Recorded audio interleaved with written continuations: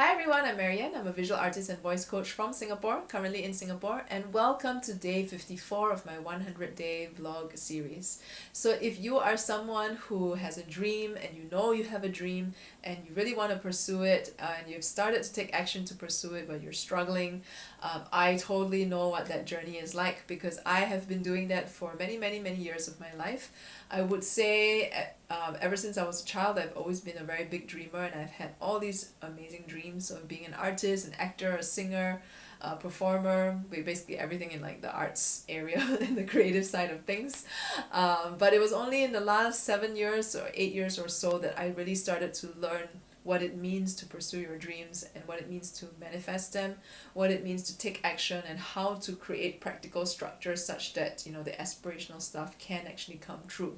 So that the dreams are no longer just something that's up in the air or something in the horizon for someday, but constantly, taking action to make stuff happen and to live the life that I've always dreamed of right here, right now, even in the midst of this pandemic.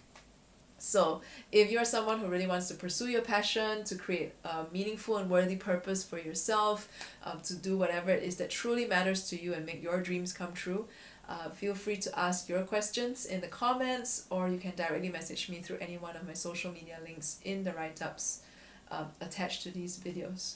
So yesterday I shared about how when we have a dream, that dream is always going to stay with us until we fulfill it. So that means if you decide to quit that dream, it's going to keep coming back to haunt you, okay? It's going to come back in the form of every time you see someone pursuing their dreams or something similar to your dream, you're going to feel this longing inside. Or you might flip in the other direction and say that, oh, my life is great now without my dream and I don't need it. Either way, either reaction in either response basically means that you haven't quite fulfilled this dream yet and it is still there in you, and you need to do something to fulfill it. If that's something that really matters to you and if that's the kind of life that you want to live without regret. So today I wanted to share a little bit about how dreams can be a little bit tricky at times. From my own experiences, what I've observed over the years is that the dream itself could seem to change over time, but a lot of times that is just kind of the form of the dream. And there's two things here, right? So one is that there is an essence of the dream and there is the form of the dream. So a lot of times when we have a dream, we don't necessarily see the whole picture of it. We just have a very small part of it. And it's like an artist when they have an inspiration or when they have an idea that kind of comes to them and they need to figure out how they want to express it. So the idea or the inspiration that an artist has is kind of like the dream that we have. We just see a part of the picture and we have to take action to before we can see how it unfolds. So just like an artist with inspiration and idea, they have to make something of it before the next inspiration or the next idea appears and the thing starts to evolve until finally they have finished a painting or a sculpture or whatever that form is of the art. So in the same way, our dreams, we have an idea of what it is, and there is also a form.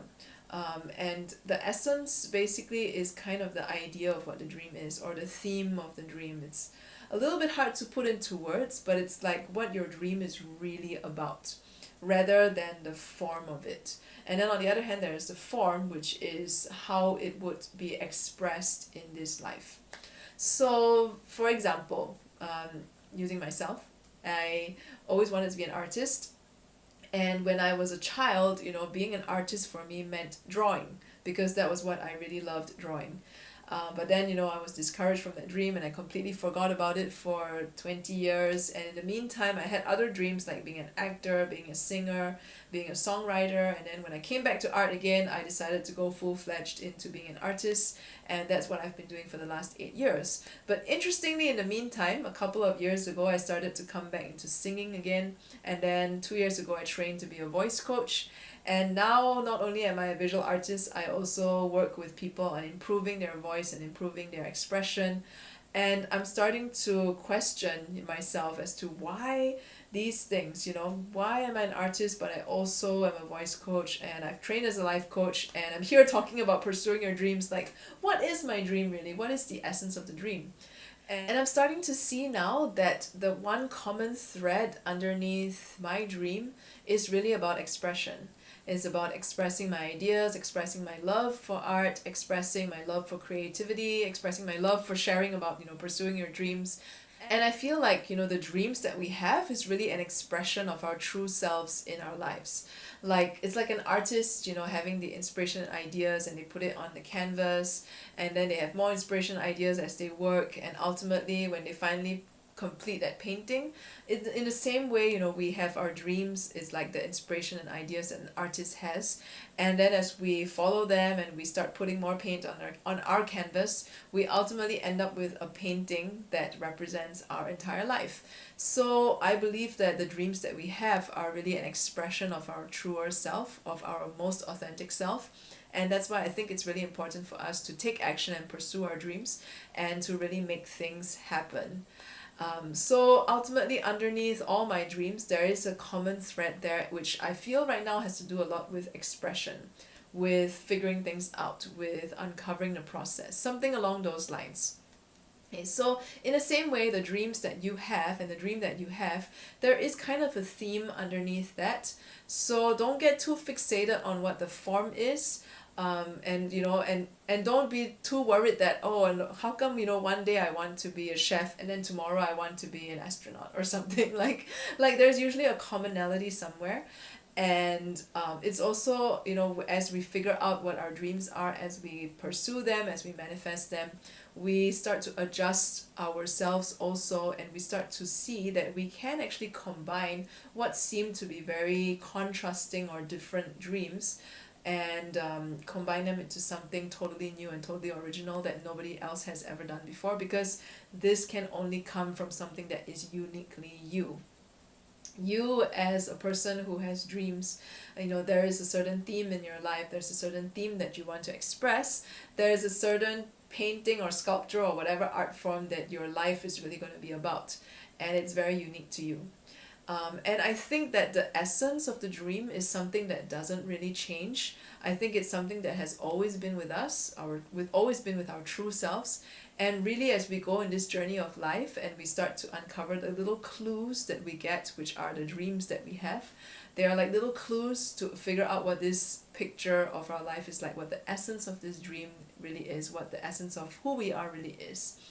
And I think that doesn't ever really change. But because as we discover more of it, the vocabulary that we have to describe that kind of changes. So it's not so much that the essence of the dream changes, but more like when we get more clarity about what it is, the word that we use to describe it changes. So like in the beginning, I thought that my dream is to be an artist, and I'm like, okay, artist, my dream is to make art. And the essence is to make art or something like that, right? Or to express love, or express, love and happiness. I think it started something like that. That's the essence, love and happiness. And then the more as I go along on this journey, and the more I discover more about myself, and I try out different art forms, and I come back to singing again, and I took on life coaching, and I do other things as well, and I do all kinds of work on myself as well, and I start to realize that that's not really the essence here, that it is, something more than just about visual art. And that's why I don't no longer confine myself to being just a visual artist. So yeah, that essence of your dream is something far bigger. It's just that the vocabulary that you have with it, as you uncover more of it, it will change over time. So it's not that the essence changes, it's that you see more of it, and therefore your vocabulary has to be adapted to that. So in tomorrow's video, I will talk more about the form of the dream and what that really means, because today I talk more about the essence. So if you like today's video, subscribe to my YouTube channel or follow my Facebook page wherever you're seeing this on. And if you have any questions, feel free to ask them in the comments or directly message me through any one of my social media links, which are in the write-ups attached to these videos. And I'll see you tomorrow.